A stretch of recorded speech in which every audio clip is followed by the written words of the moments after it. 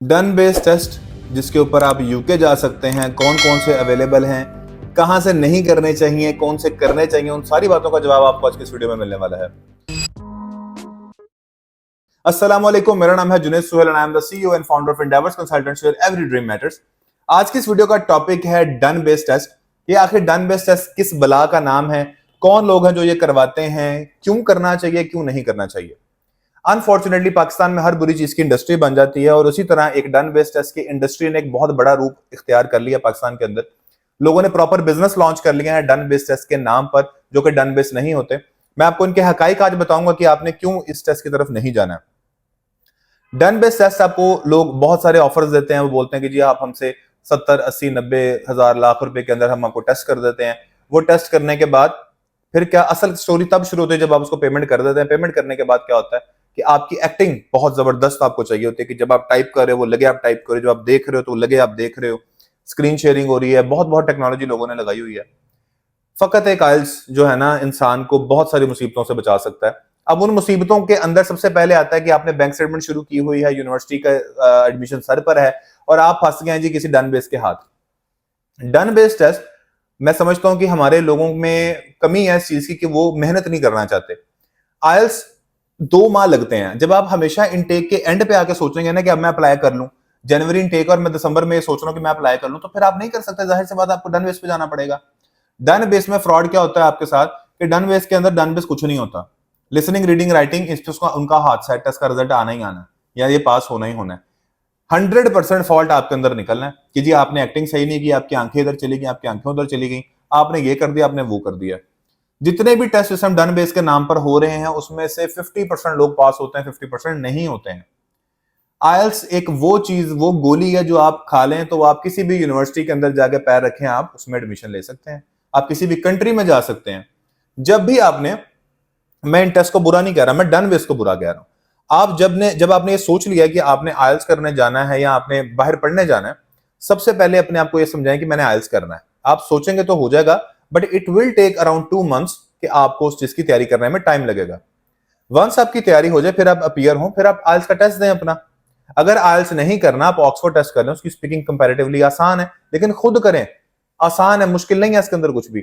Language shirt है, इसी तरह सेल्फपिप है और बहुत सारे टेस्ट हैं, टॉफल है।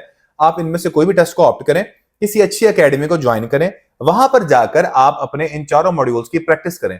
इवन पीटी इज बहुत ज्यादा आसान है और 54 51 तक आपका पूरे यूके में कहीं ना कहीं पे आपका एक्सेप्ट हो जाता है। वैसे 58 ओवरऑल आपको चाहिए होते हैं। तो आप इन टेस्ट से बचने की बजाय इन टेस्ट के ऊपर खुद मेहनत करें, खुद पढ़ें इसको और इन लोगों से बचें जो आपको टेस्ट ये ऑफर कर रहे हैं। मजबूरी में नहीं लोग कर रहे हैं, यहाँ पे लोगों ने बिजनेस खोल लिए हुए हैं और इसका सारे का सारा फ्रॉड किसके साथ होता है? बच्चों के साथ होता है। तो जितने भी डन बेस्ड टेस्ट हैं इनके अंदर 99% प्रॉब्लम्स आती हैं कि आपने एक्टिंग सही नहीं की, रिजल्ट विदहेल्ड हो गया आपका। ये मुसीबत और पैसे आपने इतनी दफा जाया करने हैं कि जिसके अगर आप शायद आपने 2 महीने पहले लगा लिए होते तो आपको ये मेहनत ना करनी पड़ती। पहले आप एडवांस भेजेंगे, वो वाउचर परचेस करेगा, फिर आपका टाइम बुक करेगा, फिर आप आ जाएंगे, आगे से एग्जामिनर नहीं आएगा, एग्जामिनर आ गया तो आप लेट हो जाएंगे। उसके बाद चलते टेस्ट के अंदर आपको सिक्योरिटी का इश्यू बन जाएगा, आपका टेस्ट जाया हो गया। आप बार बार परचेज करेंगे। वो 70,000 रुपए का आयल्स जो आपने करना था, ये इसकी टेस्ट की कॉस्ट आपकी 1.5-2 लाख तक जाएगी, बट किस्तों में जाएगी। कम से कम 2-3 दफा आपको टेस्ट करना पड़ेगा। अगर आप बहुत लकी हैं तो आप फर्स्ट टर्म में पास कर लेंगे। मैं देख रहा हूँ टिकटॉक पर लोगों ने वीडियोस बनाई है कि आप हमसे डन बेस्ड टेस्ट करवाएं। वो भाई जरूरत ही नहीं है, ये चार ही चीजें आप खुद कर सकते हैं। आप एक दफा तैयारी करने की कोशिश तो करें। हम लोग अपने आप को मॉरली इतना ज्यादा स्ट्रांग नहीं समझते हैं कि हम इस चीज को लेकर चलें। एक चीज आप अपने माइंड में रखें कि एक टेस्ट हराम तरीके से आप कर रहे हैं, मैं इसको हराम तरीका बोलूंगा। उस 2 नंबर तरीके से आपने वो कंडीशन मीट की और 2 नंबर तरीके से आपने एडमिशन ले लिया। अब उस 2 नंबर एडमिशन के सर पे आपने कल को जॉब भी कर ली, वीजा भी कर लिया। तो एक क्वेश्चन मार्क यहां पर यह आता है कि whatever you guys are earning, क्या वो हलाल हराम होगा? मैं कोई नहीं होता किसी को जज करने वाला, मैं सिर्फ एक क्वेश्चन आपके माइंड में डाल रहा हूं कि अगर आप ये तरीकेकार यूज कर रहे हैं तो क्या आप मॉरली ठीक है? आप अपने आप को 2 महीने नहीं दे सकते? आप 40-50 लाख रुपया खर्च रहे हैं, लेकिन आप उसके बावजूद आप क्या कर रहे हैं कि जी मैं डन बेस्ड टेस्ट करूंगा। और करवाने वाले कौन? एजेंट्स है, खुद करवा रहे हैं कि आप दफा करो, आइल्स नहीं करना आपने, डन बेस्ड टेस्ट करो कि जल्दी रिजल्ट मिल जाएगा हमें। थोड़ा सा अपने आप के ऊपर जो है ना वो एफर्ट करें, अपने आप को समझाएं कि मैंने ये करना है। इंग्लिश कोई बहुत बड़ी बला नहीं है। 2 महीने आप ये समझें कि आपने इसको तैयारी में देने ही देने हैं। इसके बाद आप कोई भी टेस्ट देते हैं आपको मिल जाएगा। अब जो भी आप टेस्ट कर रहे हैं उसके बाद बहुत सारे ऑप्शन हैं। अगर आपने कर लिया ऑलरेडी, खुद से कर लिया, तो आप हमसे राब्ता कर सकते हैं। हम आपको बहुत सारे यूनिवर्सिटीज के ऑप्शन दे सकते हैं, उसमें प्लेस कर सकते हैं और जनवरी इनटेक आपकी सोच से पहले खत्म हो जाएगी। हम ऑलरेडी 7 नवंबर में आज बैठे हुए हैं और अभी आगे क्रिसमस की छुट्टियां भी आ जाएंगी। तो whenever you are planning to study abroad for Jan intake, keep in your mind that 15 दिसंबर से छुट्टियां शुरू हो जाएंगी। 4 जैन के बाद सारे वापस आएंगे और आप वीजा डिले में जब जाएगा तो फिर आपका इंटरव्यू भी आएगा।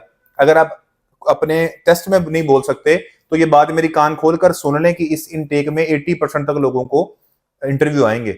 और अगर आप बोल नहीं सकते हैं तो फिर मत अप्लाई करें यूके के अंदर, क्योंकि यहां पर आपको इंटरव्यू देना पड़ेगा।